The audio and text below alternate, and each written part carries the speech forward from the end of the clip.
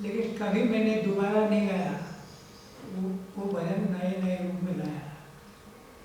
आज तक मैं जितनी देर दफा गाया, पुराना कभी गाया ही नहीं। जैसे सूर्योदय होता है एक ही होता है, लेकिन हर रोज नया होता है। वैसे गाना भी पुराना नहीं होता, गाना नया होता है। उसके अर्थों को लेकर के, भावों को लेकर के नया रूप प्रकट करके आता है। आप भी, आपने सुना हो तो नए से सुनिए, पुराना मत सुनिए। हम तो एक एक करी जाना।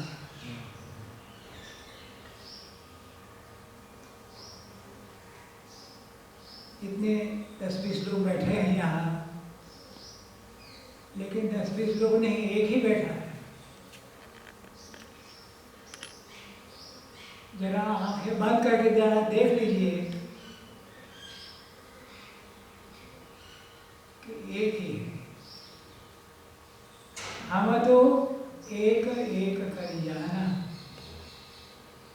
फिर कहते हैं दो ही कहे तीन ही को दो जगह नर्क। जो कहता है कि एक नहीं, दो है, तीन है, 50 है, वो तो नर्क में पड़ा होगा। दो ही कहे तीन ही को दो जगह, जिन ना ही पहचान। जिसको पहचान नहीं हुई, शंकराचार्य कहते हैं अद्वैतम, द्वैत की बात। और हम द्वैत द्वैत द्वैत बोलते रहते हैं। शंकराचार्य के सामने खड़े होते, तुम कहते हो कि अद्वैत है, एक ही है, लेकिन हमको तो 50 दिखते हैं।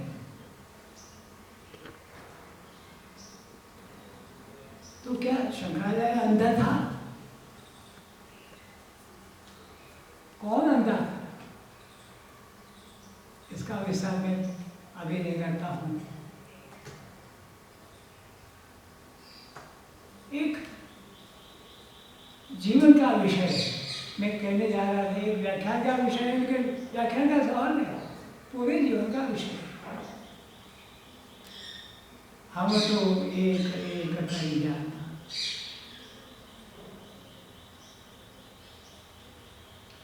दो ही कहे तीन ही को दो जगह, जिन्हें ना ही न पहचाना।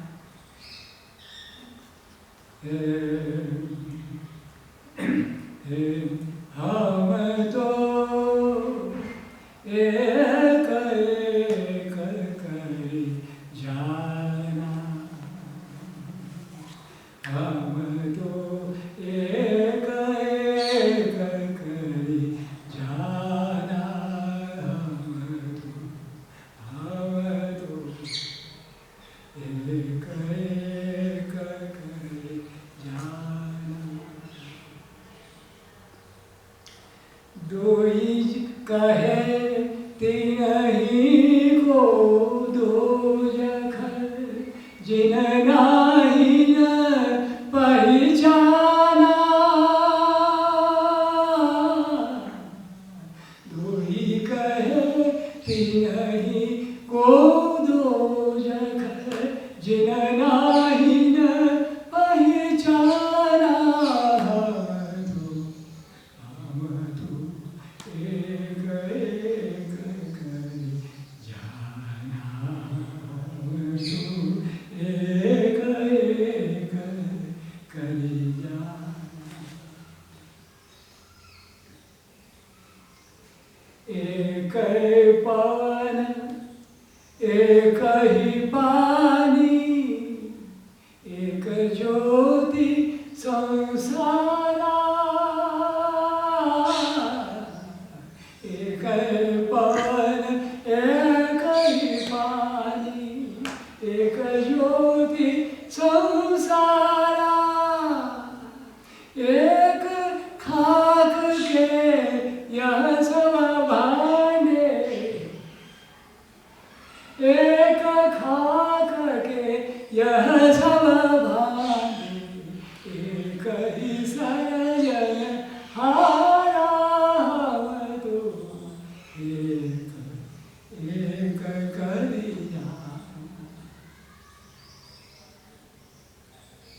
एक ही पवन एक ही पानी एक ज्योति संसारा एक खाक के यह सब भांगे एक ही सर्जन हारा तो एक एक एक कलियाना हम तो एक एक कलियाना जैसे बाढ़ी काष्ठ ही काटे बाढ़ी सुधार बढ़ाई लकड़ी काटने वाले जैसे बाढ़ी काष्ठ ही काटे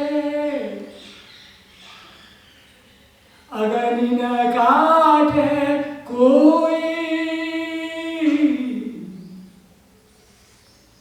सुधार लकड़ी को तो काटता है काष्ठ को काटता है लेकिन कष्ट को नहीं काट सकता कष्ट है मानसिक होता है जैसे बाढ़ी काष्ठ ही काटे अग्नि न काटे कोई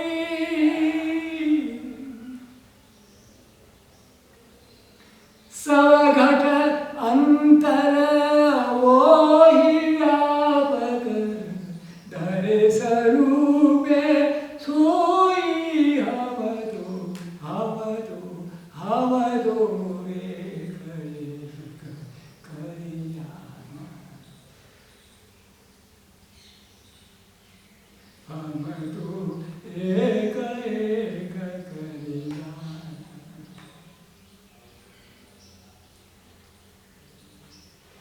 समझ करके सुनिए माया मोहे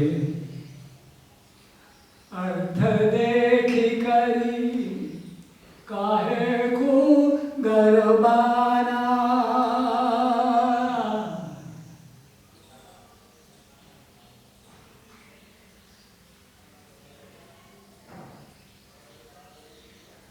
माया मोहे अर्थ देखी करी काहे को गरबाना क्यों गर्व करता है अभिमान क्यों करता है मेरे पास इतनी मिलकत है इतने बंगलोज है इतना बैंक बैलेंस है इस चीज का क्या गर्व करते हैं गर्व करने से गिरावट शुरू होती है माया मोहे अर्थ देखी करी काहे को गरबाना हम तो कभी जाओ क्या मस्त बोला फकर आदमी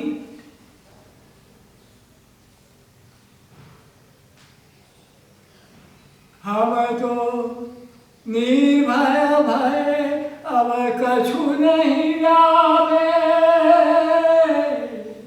हम तो निर्भय भय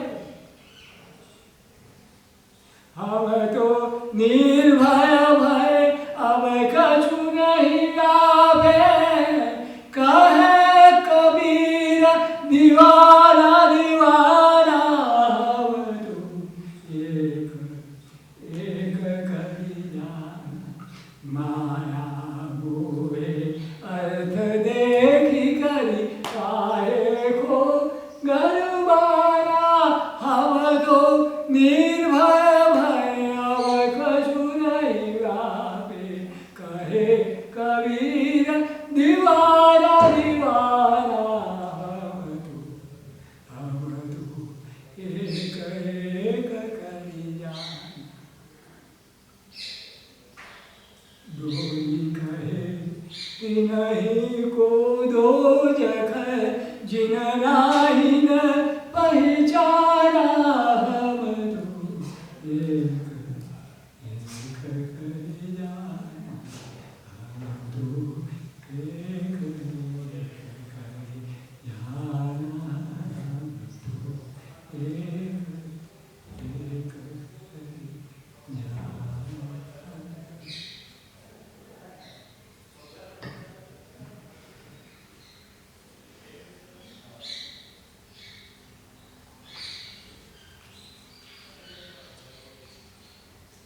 आपके कोई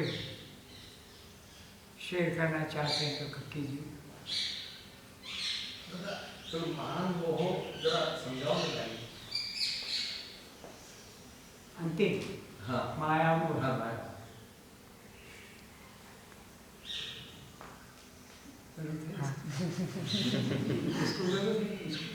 नहीं, इसके लिए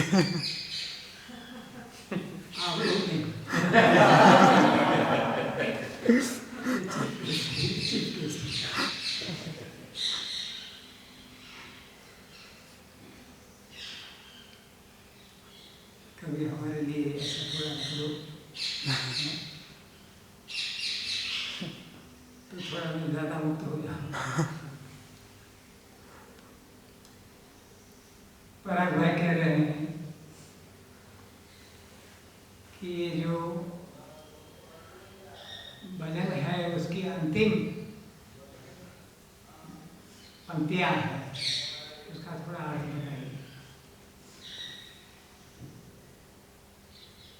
मैं ही बताऊँ या और कोई बता सकता है? मैं तो बता ही सकता हूँ, लेकिन थोड़ा शेयर हो जाए। ये बनी बनाई चीज़ ना रहे, अपनी बनी, अपने में से निकली हुई चीज़ हो। क्योंकि मैं अपने शब्दों में बोलूँगा और मुझे समाधान भी होगा, लेकिन आपकी सोचने की प्रक्रिया में थोड़ा पराधीनता आ जाएगी। ज़्यादा विस्तार तो नहीं करूँगा, थोड़ा कहता हूँ। माया मोहे अर्थ देखी करी, काहे को गरबाना। मेरे जैसा बुद्धिमान मनुष्य कौन है? मेरे पास कितनी क्वालिफिकेशंस है? मेरे पास जमीन जायदाद कितनी बड़ी है? मैं मंदिर का मालिक हूँ तो मंदिर मेरा कितना बड़ा है? और उसका खजाना कितना आता है? मेरी कोई संस्था चलती है तो संस्था कितनी बड़ी है? आप मेरे बोल रहा था कि ये सुबह में आते हैं तो जी चाहता है कि यहाँ रह जाए, कितनी अच्छी संस्था मैंने बनाई। मैं सब जगह मैं आना है। ये है माया। माया का मोह होता है। माया मोहे अर्थ देखी करी, उसमें मन रम जाता है। माया मोहे अर्थ देखी करी, काहे को गरबाना।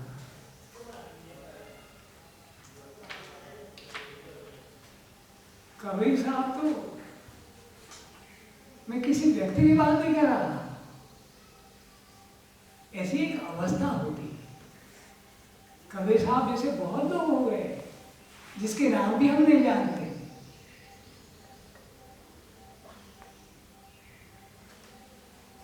ऐसे हम भी हो सकते हैं।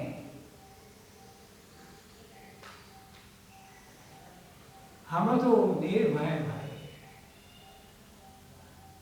वो कहते हैं मेरा भाई का भजन है, खर्चे ना खूटे बाको, चोर ना लूटे। धीरे धीरे बढ़े तो सवाल किसकी ताकत है कोई लूटे। मेरे पास जो मौज मस्ती है, मैंने आपने शायद देखा होगा, इसमें एक प्रसंग कहा था। हमारा पड़ोसी का शराब पी कर गया, रात को 1 बजे 12 बजे गालियां बकने लगा। मैं बोलता था, गाली बोलता था ऐसा क्योंकि उसको भी भान नहीं था।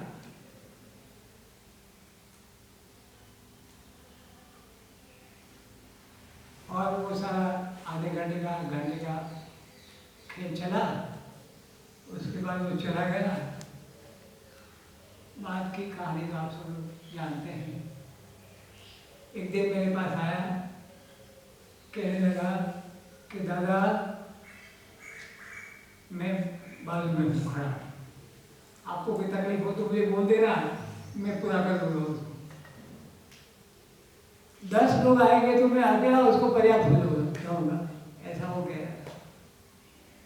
तो मैंने कहा केवल 10 ही लोग, एक सामने फौज खड़ी हो जाए और तुम्हारा रुआ भी खड़ा ना हो, इतनी मस्ती चाहिए, मौज चाहिए।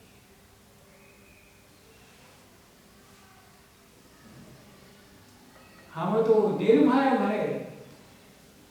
कभी साहब नहीं भरे। कौन मारने वाला है, कौन लूटने वाला है, कौन डांटने वाला है, कौन भगाने वाला है, कौन रोकने वाला है, कुछ भी नहीं। न मोह है न डर है। अच्छा, और उसको मैं थोड़ा जोड़ देता हूँ, मैं नहीं जोड़ देता हूँ, हमारे पूर्वजों ने जोड़ा हुआ है। 26 जनवरी का दिन था। एक आर्किटेक्ट का कॉलेज है वहाँ, कॉलेज के प्रिंसिपल आए थे। थोड़े दिन पहले मुझे कहा कि आपको हम अपनी कॉलेज में ले जाना चाहते हैं। मैंने कहा ठीक है, आऊँगा मैं। 26 तारीख को ले गए मुझे वहाँ, झंडा वंदन करवाया और फिर कहा कि आप बच्चों को कुछ कहिए। तो मैंने कहा कि आज आज़ादी तो पहले मिली 15 अगस्त को, 26 जनवरी है वो हमारा संविधान बना, उसका ये दिन है। लेकिन मैं आपसे पूछूं कि कौन आज़ाद रहना चाहता है और कौन गुलाम रहना चाहता है?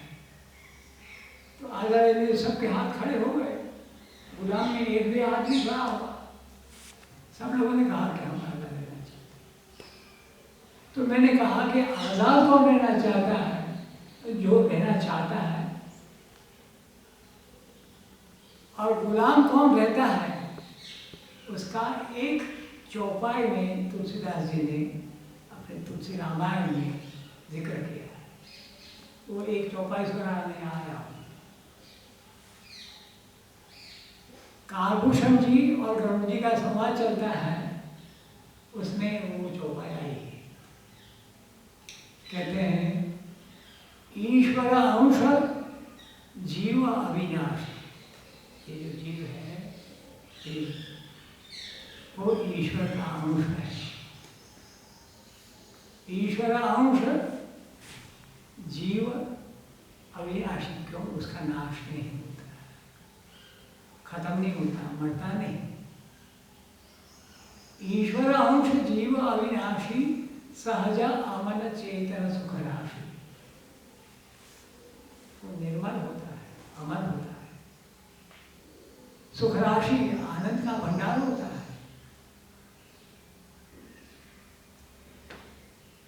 ऐसा ये जीव ईश्वर का अंश है, अमल है, सुख का भंडार है, वो निकम्मा क्यों हो जाता है? तो कहते हैं सो माया बस भय वो गुसाए। माया के वश हुआ, खत्म हो गया, खत्म हो गया, मर गया। अपनी वासनाओं के साथ मरा, दोबारा आने के लिए मरा। सो माया बस भयो गुसाई, बंधो कीर मरकट की नाई। कीर यानी तोता और मरकट यानी बंदर। ईश्वर अंश जीव अविनाशी, सहज अमल चेतन सुख राशि, सो माया बस भयो भयो गुसाई बंधो कीर मरकट की नाई, ये चौपाई। तो मैंने किसी बुजुर्ग से पूछा, बिहार में मैं था शायद, मैंने कहा कि ये कीर और मरकट की तरह बंधा हुआ है ये जीव माया के वश होकर के, वो क्या चीज़ है बताइए। वृद्धजनों अनुभवी होते हैं, क्योंकि काफ़ी साल गुजारे हैं उसने जीवन में, काफ़ी अनुभव आया है, सोचा भी है। तो पूछा एक वृद्धजन से, तो उन्होंने मुझे बताया, और मुझे ज्ञान हुआ नहीं, मुझे पता नहीं था। बंदर को पकड़ने के लिए वो क्या कहते हैं, मदारी को, मदारी कहते हैं ना, मदारी डुबकी बजाता है और बंदर को नचाता है। बंदर को पकड़ना कैसे है? तो कहते हैं कि जिस जंगल में, जिस पेड़ों पर बंदर घूमते रहते हैं, उस बंदर को पकड़ने के लिए उस पेड़ के नीचे एक घड़ा छोड़ देते हैं, घड़ा सकड़े मुंह का, और उस घड़े में खाने की चीजें डाल देते हैं, चना, मुरमुरा, मूंगफली कुछ डाल देते हैं, और वो चला जाता है दूर। बंदर देखता है खाने की चीज पड़ी है अंदर, ऊपर से सीधा नीचे आता है, ऐसा हाथ डालता है, हाथ तो चला जाता है अंदर, लेकिन मुट्ठी वाला हाथ बाहर निकलता नहीं, क्योंकि मुट्ठी में तो चना है ना, खाना है।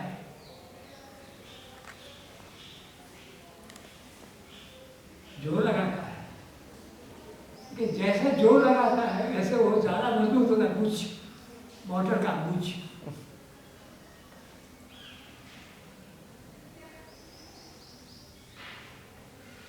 उसको पता नहीं लगता कि ये क्या हो गया, हाथ चला गया लेकिन निकलता क्यों नहीं। अब हम सब लोग अकल वाले हैं, तो लोग कहेंगे कि ये मुट्ठी छोड़ दो तो निकल जाएगा, लेकिन अपनी मुट्ठी छोड़ दे नहीं कोई, अपनी मुट्ठी आज कोई छोड़ता नहीं।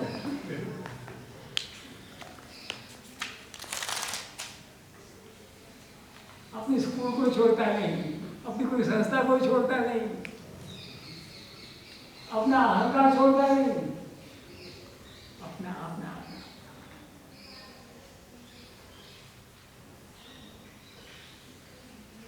बंदर को अकल नहीं है छुपने की, नजदीक आता है वो आदमी, उसको पकड़ करके गले में जंजीर डाल देता है और हाथ में एक लकड़ी से पीटता है, मुट्ठी छूट जाती है, निकल जाता है। मुक्त होता है लेकिन बंधा हुआ मुक्त होता है, जैसे आरूढ़ है, मुक्त है लेकिन बंधा हुआ है, क्योंकि इसको ये चीफ गेस्ट है।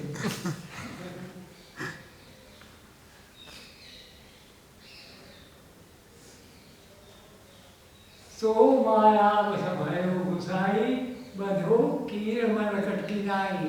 मरकट आ गया, अब कीर, कीर तोता कैसे पकड़ते हैं, देखो कितना ज्ञान मिलता है। अनपढ़ आदमी होगा, बूढ़ा तो कोई बिहार का देहाती कोई काम होगा, हम लोगों के जैसा पढ़ा लिखा तो नहीं होगा। तो कहते हैं तोते को पकड़ने के लिए क्या करते हैं, एक नली, बीच में एक रॉड है, उसके ऊपर घूमने वाली नली रख देते हैं, पेड़ पर टांग देते हैं। तोता आता है, बैठता है टहनी समझ करके, लेकिन उसके बैठने से वो नदी घूम जाती तो नीचे मुंह आ जाता है, डरता है वो कि कैसे इसको क्या हो गया, क्या जैसे धड़कन बढ़ जाती, डर लग जाता है, पाँव आंखें फड़फड़ाने लगती, उल्टा हो जाता है।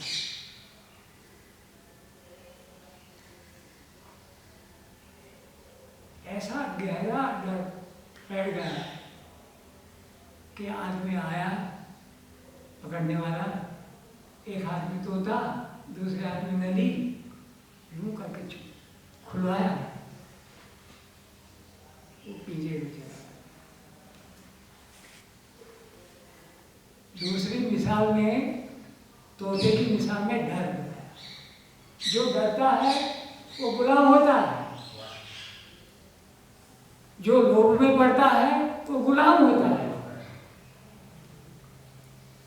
ईश्वर अंश जीव अविनाशी, सहज अमल चेतन सुख राशि, सो माया बस भयो गुसाई, बंधो की अमर की। ये अंतिम भक्ति है आज में।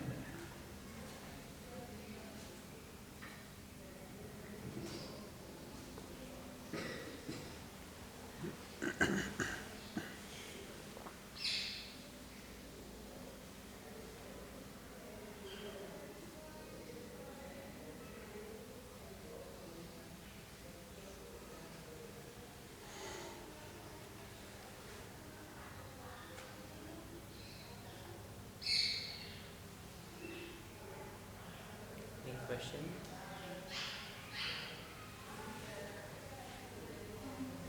जैसे पहले के ज़माने में ब्रह्मचर्य, पहले के ज़माने में ब्रह्मचर्य और चक्र और हमें कंचन मुक्ति, वो तीन चीज़ें थी जो जिससे आप अपने आप को क्लेंस कर सकते थे, और वो टूल्स थे कि अब आज के ये कांचन मुक्ति और ब्रह्मचर्य और इससे हमने जस्ट कुछ तंत्र थे उस जमाने में जो शायद आज के जमाने में चरखा सही तंत्र ना, अगर आज के जो युवा लोग को बोलेंगे आप रोज चरखा चलाओ तो शायद ना चले, तो उस टाइम पे कॉन्टेक्स्ट था। तो वैसे चरखे के जैसा आज के युग के लिए जो गांधी विनोबा के पथ पे चलना चाहता है, तो ऐसे कौन से तंत्र, कोई नए तंत्र ऐसे कुछ?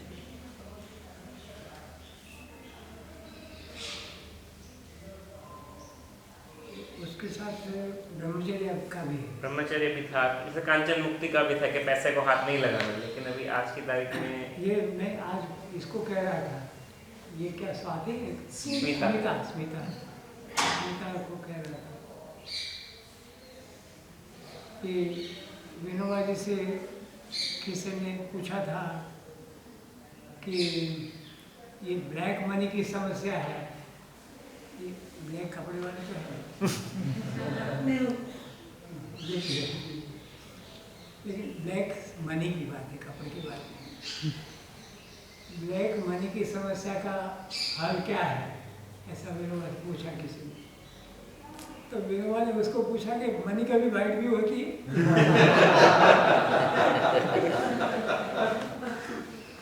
मनी वाइट होती? मनी इटसेल्फ, मनी जिस मटीरियल में से बनी है वो ब्लैकिश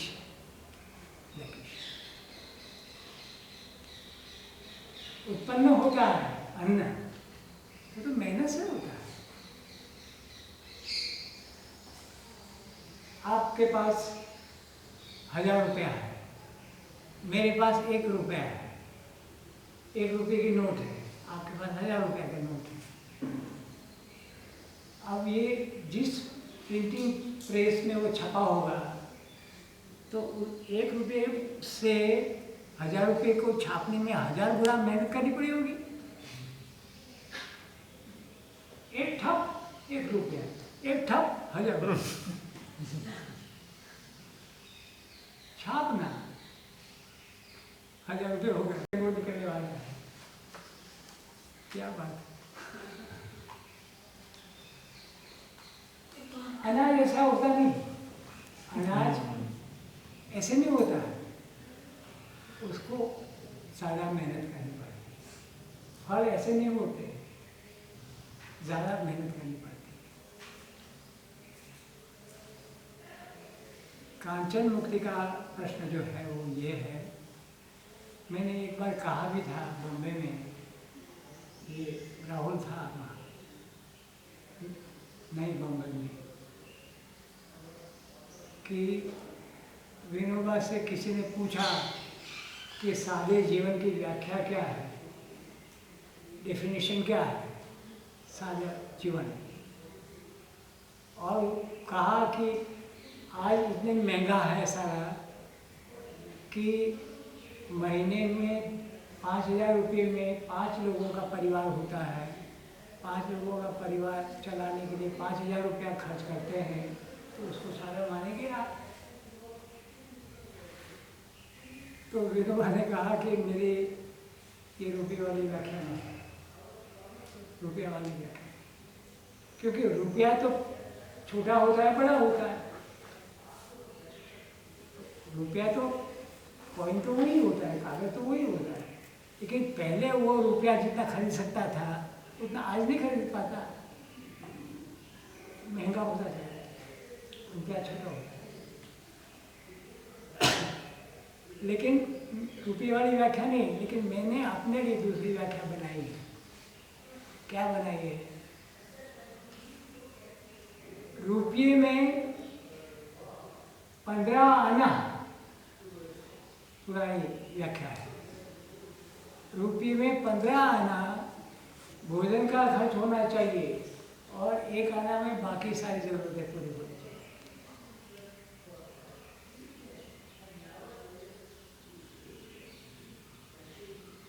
एक आना यानी क्या? 6 पैसा, 6.25 पैसा, 1 आना यानी 6.25 पैसा। 95 पैसे खाने में, 5-7 पैसा और जरूरत में, ये कपड़ा, मकान, ये सारे डेकोरेशन, ये गद्दा, ये वो सब। तो विनोबा कहते हैं कि मैं अभी तक वहाँ तक पहुँचा नहीं, लेकिन 14 आना और 2 आना तक पहुँचा। मेरे लिए जितना खर्चा होता है उसमें 14 आना खर्च भोजन का होता है और 2 आना दूसरी। ये मेरी सादाई की व्याख्या मैंने बनाई। मतलब क्या हुआ? जीवन की मुख्य जरूरत है खाना, उत्तम खाना। उत्तम यानी पूरी पकौड़ा वाला नहीं, वो उत्तम नहीं होता है। पकौड़ा वाला जो होता है टेस्टी होता है, गाड़ियाँ चलती है, दुकानें चलती हैं। कई लोग, कोई मुझे कहे कि इतने लोगों का रोजगार चल रहा है उसमें, उसको मैं रोजगार नहीं मानता, क्योंकि वो रोजगार चलेगा तो डॉक्टरों का रोजगार भी चलेगा, वो रोजगार नहीं।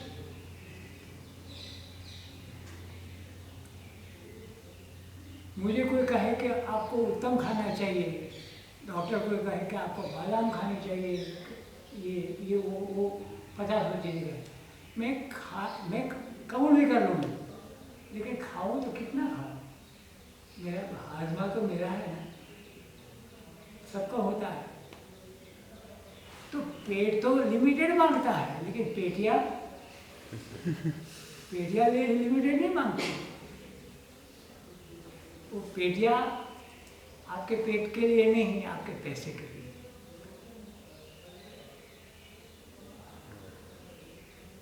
समझ में नहीं आ रहा कि मैं आपको कह रहा हूँ नहीं, करने कह रहा हूँ, पहुँचा रहा हूँ फिर।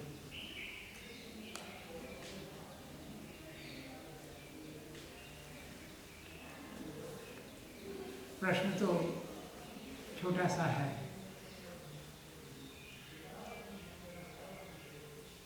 तंत्र कांचन मुक्ति वाला, क्यों कांचन मुक्ति कहते हैं? मेहनत करेंगे तो शरीर अच्छा रहेगा, मेहनत करेंगे तो वैषम्य कम होगा, विषमता कम होगी। मैं भी मेहनत करूँगा, आप भी मेहनत करेंगे, सब लोग मेहनत करेंगे, सबको रोटी मिलेगी। मनुष्य मेहनत करता है, उससे ज़्यादा, उससे कम मेहनत नहीं करते हैं वो चिड़िया, ये पशु पंखी वगैरह सब बहुत मेहनत करते हैं, लेकिन उनके पास उनका बैंक बैलेंस कभी दिखा? कभी बैंक बैलेंस होता नहीं, हर रोज का हर रोज खाना मिल जाता है।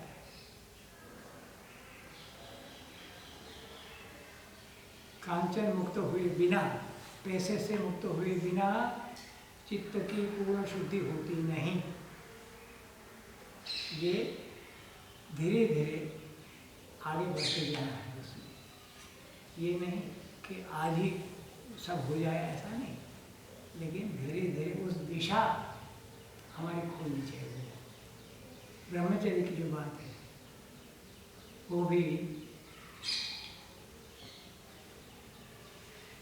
संतों ने हमको बताई, संतों ने, और वो हम सब लोगों को जरा ठीक से समझ लेनी चाहिए।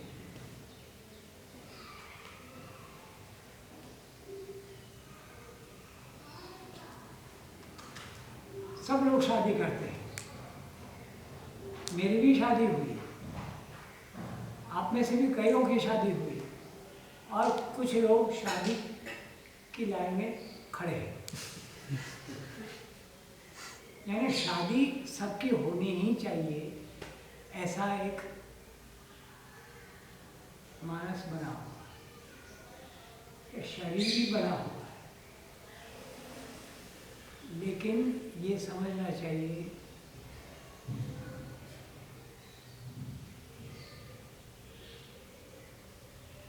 कि शक्ति का जो स्रोत है, सर्जन का जो स्रोत है, वो मनुष्य के जीवन में होता ही है, लेकिन क्या सर्जन करना वो अपने हाथ में होता है।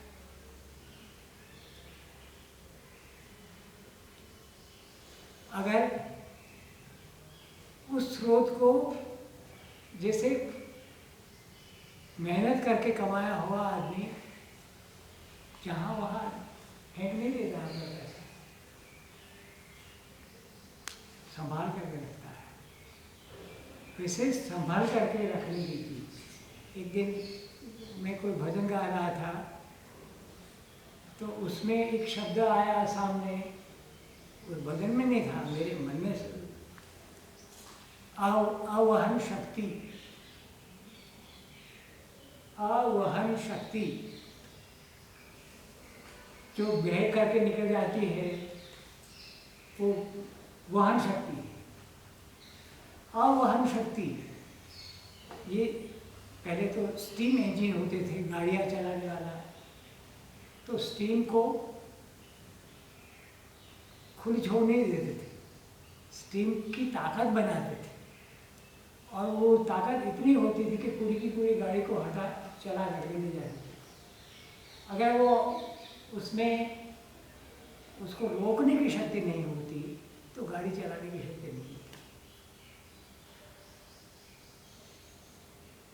ब्रह्मचर्य है वो आवहन शक्ति को बढ़ाना है।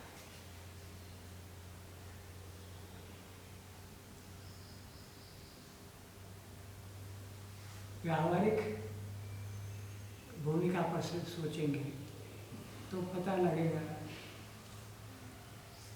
कि मैं शादी करना चाहता हूँ या मैं शादी करना चाहती हूँ, तो मतलब यह है कि मैं कुछ अधूरापन अपने में महसूस करता हूँ, अपूर्णता महसूस करता हूँ।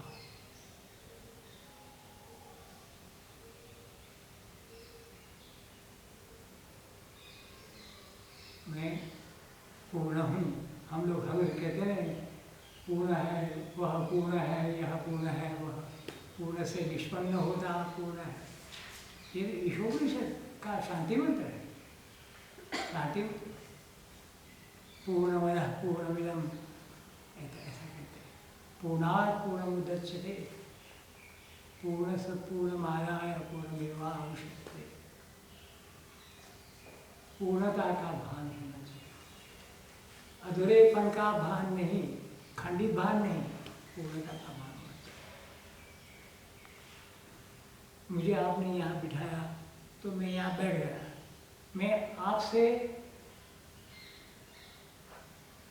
विशेष स्थान पर बैठा हूँ, लेकिन मैं विशेष तो नहीं हूँ। मैं वहाँ बैठा था, वहाँ भी उतना ही था जितना यहाँ बैठ कर करता हूँ। आपने मुझे नीचे बिठाया, नीचे बैठा, ऊपर बिठाया, ऊपर बैठा, कुर्सी पर बिठाया, कुर्सी पर बैठा। जहाँ भी बिठाया मैं वहाँ भी पूर्ण हूँ, यहाँ भी पूर्ण हूँ, हर जगह पूर्ण हूँ। ये पूर्णता का अनुभव हर एक मनुष्य को होना चाहिए। विनोबा जी ने जो ब्रह्म विद्या मंदिर शुरू किया वो इसलिए किया कि कोई, कल द्वारका जी ने कहा था ना कि और किसी ने कहा था, और मैं तो जानता ही हूँ पहले से, विनोबा जी के और दो भाई यानी 3 भाई, विनोबा सबसे बड़े, दूसरे 2 भाई छोटे, और एक बहन थी चौथी। 3 को लोग जानते हैं क्योंकि वो ब्रह्मचारी रहे। बहन को कोई जानता नहीं क्योंकि उसने शादी कर ली। शादी करने से कोई नहीं जानेगा, जाने न जाने की कोई महत्व नहीं है,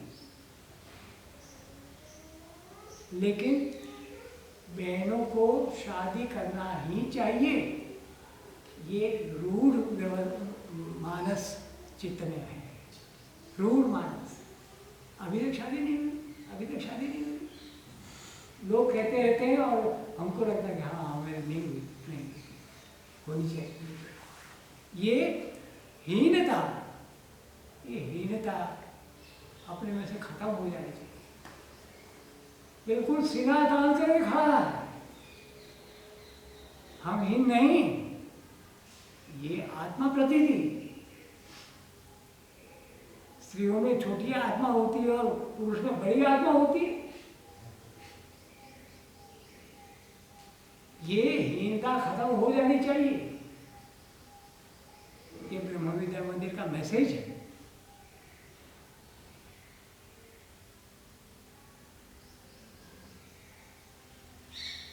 ज़्यादा अनुभव आएगा, ज़्यादा सोच करेंगे तो आपको ध्यान में आएगा ब्रह्मचर्य क्या चीज़ है। मुझे उसके लिए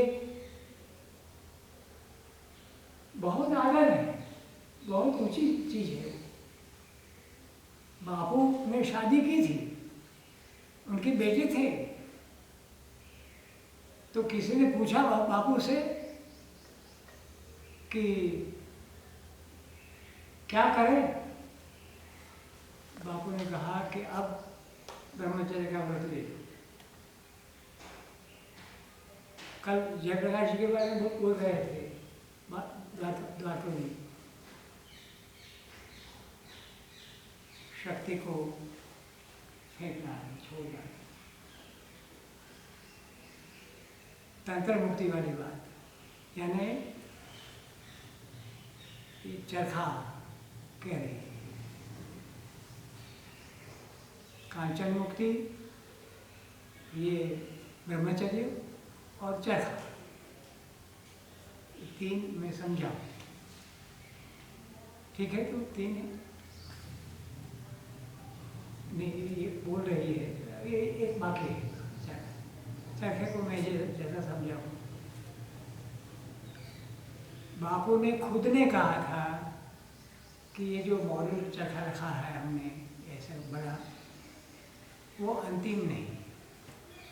बापू का विचार ये था, विनोबा का विचार ये था कि ऐसे छोटे छोटे यंत्र हो। बापू ने खुद ने ही अम्बर चरखे के लिए, अम्बर तो नाम भी नहीं दिया था उस समय, लेकिन ऐसे चरखे के लिए इनाम घोषित किया था। कितना इनाम किया था? 1 लाख। 1 लाख रुपया उस जमाने में। यानी बाबू खुद मानते थे कि विज्ञान के साथ साथ इसका भी, विज्ञान का लाभ इस चरखे को भी मिलना चाहिए। विज्ञान बड़े बड़े उद्योगों के लिए नहीं, छोटे कामों के लिए भी रुकना चाहिए। तो ये उसी चरखे को चलाते रहना ये जरूरी नहीं। लेकिन ये जरूरी है कि हमारा यंत्र ऐसा न हो कि दूसरे का शोषण करे। हमारा यंत्र ऐसा हो कि हमारी मेहनत को बचाए। अब विनोबा की बात निकली है तो मैं विनोबा का भी मिसाल देता हूँ। एक बार विनोबा ने कहा कि बाबा आलसी और डरपोक है, बाबा डरता है, बाबा आलसी है। तो मैंने एक बार पूछा बाबा से कि बाबा आपके जीवन को तो हम देखते निकट से देखते हैं, आपके जीवन में आलस्य कभी नहीं, नजदीक भी आया, हिम्मत भी नहीं की उसने आगे से। और डर कौन सी चीज़ है वो भी आप जानते नहीं। आप कहते हैं कि बाबा आलसी है। तो और आपके बारे में प्रभुदास गांधी ने एक आर्टिकल लिखा है, उसमें लिखा है कि बापू के आश्रम में जब विनोबा जी रहते थे तो उस समय वो काम करते थे भीम और हनुमान के जैसा, और आहार लेते थे योगी और तपस्वी जैसा, थोड़ा सा आहार, और काम भीम और हनुमान जैसा। सवेरे 4 बजे से लेकर के शाम को रात को सोने के समय तक एक मिनट का हिसाब उनके पास था। आपके जीवन में तो आलस्य दिखता नहीं जरा भी। आप आलसी कैसे कहते हैं? तो उन्होंने कहा कि मैं कहता हूँ वो भी सही है, और प्रभुदास ने लिखा वो भी सही है। तो मैंने कहा कि वो कैसे होगा? तो कहा कि बाबा आश्रम में, बापू के आश्रम में जब था तो कोई 300 के आसपास के पेड़ होंगे, तो पानी पिलाने का काम नहीं करता था। कुएं से पानी खींच करके बाहर सिंचाई करके बाहर निकालना, 2 बकेटों में भरना, पेड़ पर के पास जाना, उसको पिलाना, फिर वापस आना। तो करीब 6 घंटे लगते थे उसमें।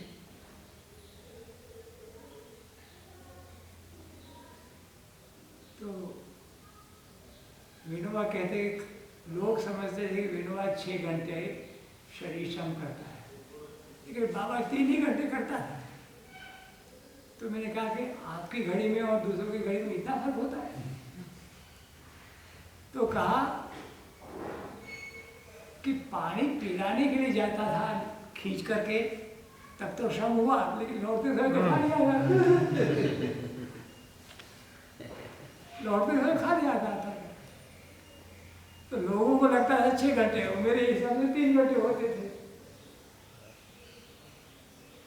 फिर कहा चरखा चलाता, यूं चरखा। तो 8 घंटे चरखा चलाता था। तो एक बार बाबा ने हिसाब लगाया कि दाहिना हाथ चक्र ऐसे घुमाता है, तो दाहिने हाथ को कितना चलना पड़ता है,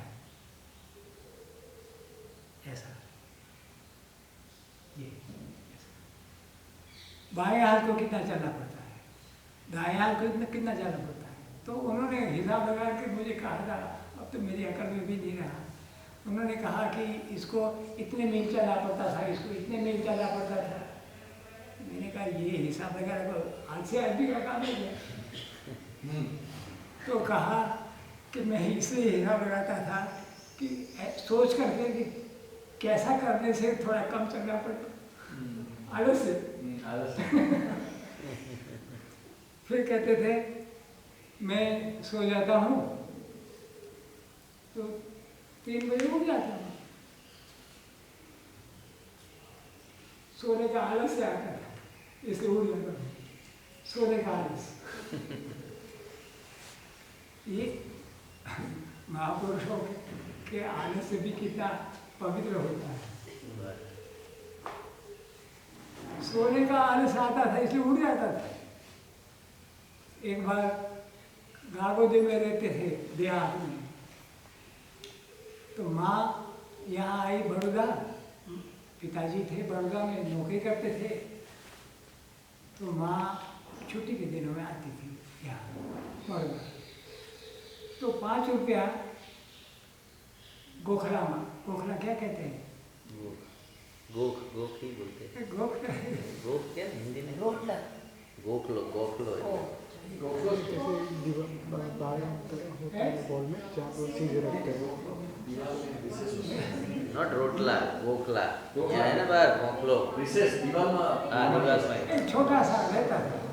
तो माँ है उस गोखले में 5 रुपया छोड़ कर दी जाती थी, रखते थे, और कहते हैं कि अभी ये गर्मी के दिन है, आम आएंगे, तुम लोग खाओ।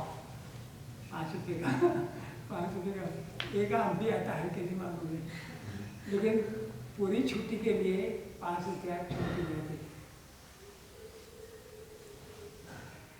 जब लौट करके आती थी तो वो 5 रुपये वहीं पड़े हैं गोखले में। तुमने आम नहीं खाया? बाबा को आलस आता था कि क्या उठना, क्या पैसा देना, क्या खरीदना।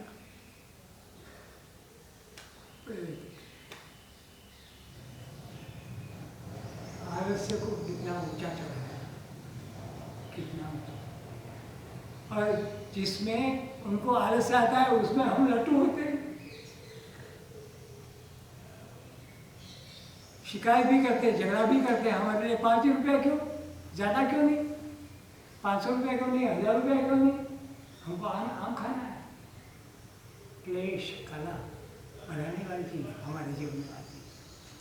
उनके जीवन में जो आलस्य था,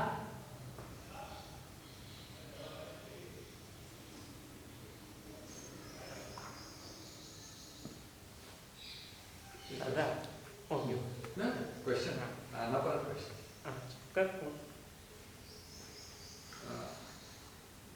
दादा कंचन मुक्ति हिंदी नहीं हिंदी बोली, हिंदी में बोलिए।